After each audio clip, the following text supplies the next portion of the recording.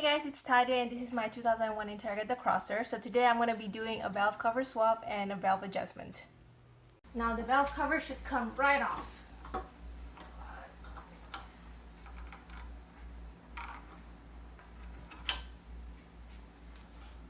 Alrighty, so it's time for the valve adjustment. So you're going to need a thickness gauge, kind of like this one. The top camshaft right here is the intake, and then the bottom camshaft right here is for the exhaust. So for the intake, spec is between 0.08 to about 0.12, and for the exhaust is between 0.16 to 0.20. So let's get started. So for the intake side, we'll be using this gauge right here, 0.102 millimeters.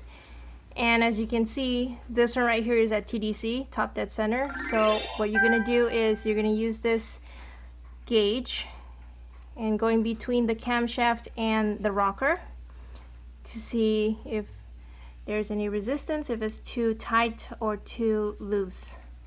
And I can actually feel a little bit of resistance right here, so that's a good sign. So for the other side, this is for the other side. Sorry, I had to switch hands here, and it looks like there's a pretty good resistance here as well.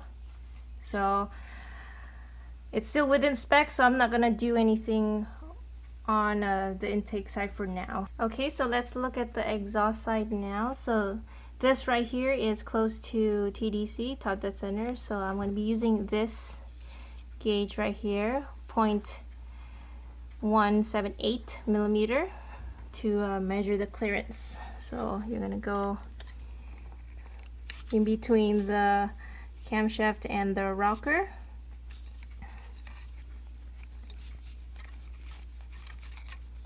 And as you can see, it has a little bit of resistance, but not too bad. So I would say that's still within spec, so I'm not going to mess with that. So let's check the other side here,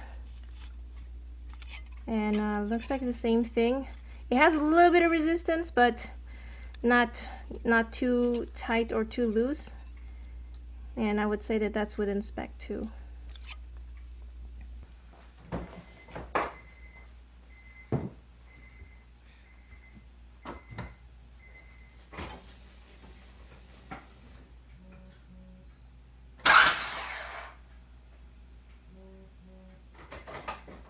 Okay, so I've turned the crank over, and as you can see on the intake side, this is pretty close to TDC, so I'm going to use the gauge to feel the resistance. So let's check the other side.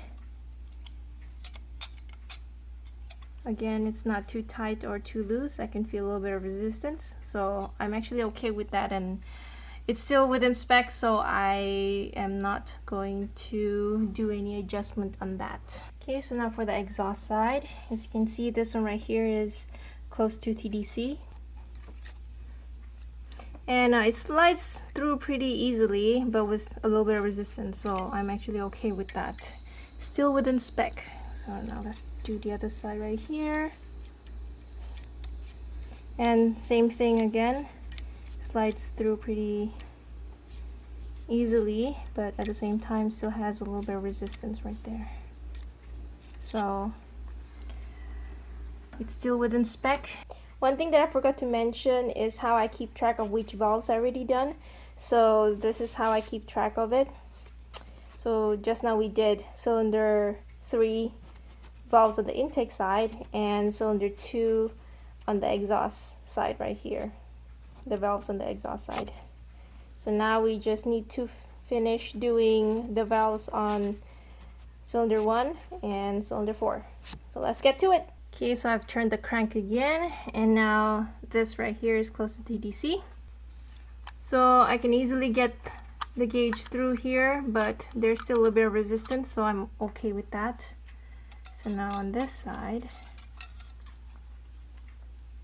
same thing, I can easily get the gauge through, but there's a little bit of resistance, so still within spec, and I'm actually okay with that. So now to the exhaust side. So this one right here, as you can see, it's actually pretty tight on here. I can't even get the gauge through, so I might need to adjust this one. Let's check the other side here. And looks like the same thing. I can't even get the gauge through. So this two right here is pretty tight. Need to make an adjustment on these two. Alright. So to do a valve adjustment, you're going to need a 12mm socket, an extension, and a ratchet so that you can break loose the adjustment bolt.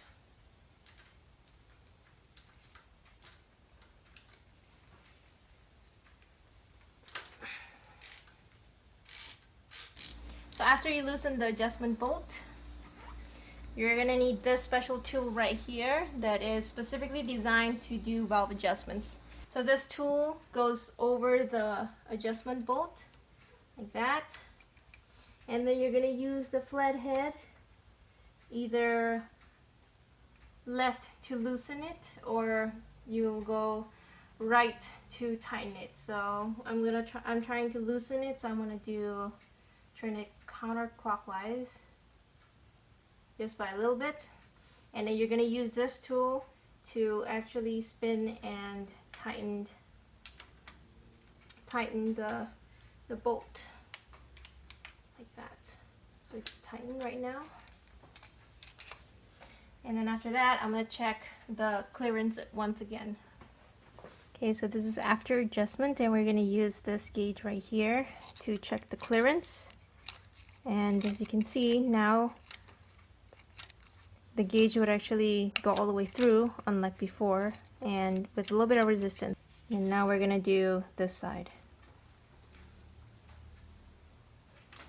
Same thing again with the tool. I'm gonna turn the flathead counterclockwise to the left.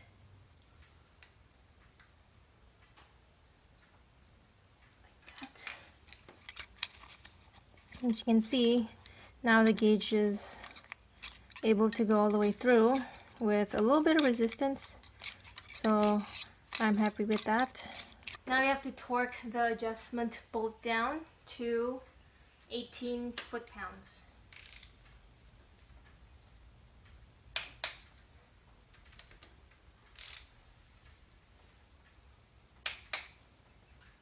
There you go. So we're on the final two valves that has not been adjusted or checked yet. So I turned the crank so that the TDCs are on the correct positions right here. And it looks like this one's pretty tight because I can't even put the gauge through. This one is actually pretty loose and with still a little bit of resistance, so I'm actually okay with this one, but this one definitely needs an adjustment. So it goes through pretty easily with a little bit of resistance, so I'm happy with that. So this one also goes through pretty easily, but has a little bit more resistance that I like. So this one probably needs an adjustment as well.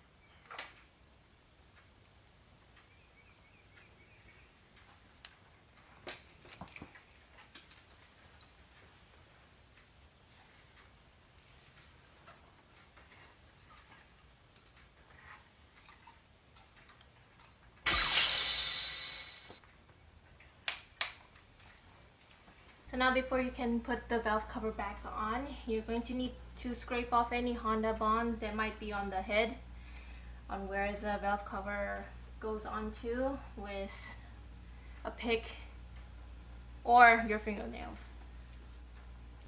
So this is some of the Honda bond that I was able to scrape off from the head.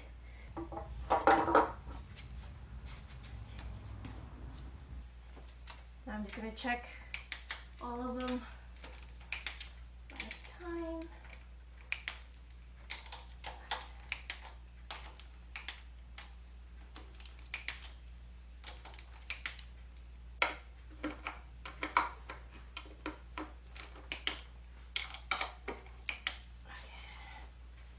So that's pretty much how you would do a valve adjustment. If you like what you see, don't forget to subscribe, and thank you again for watching, and stay tuned. Bye!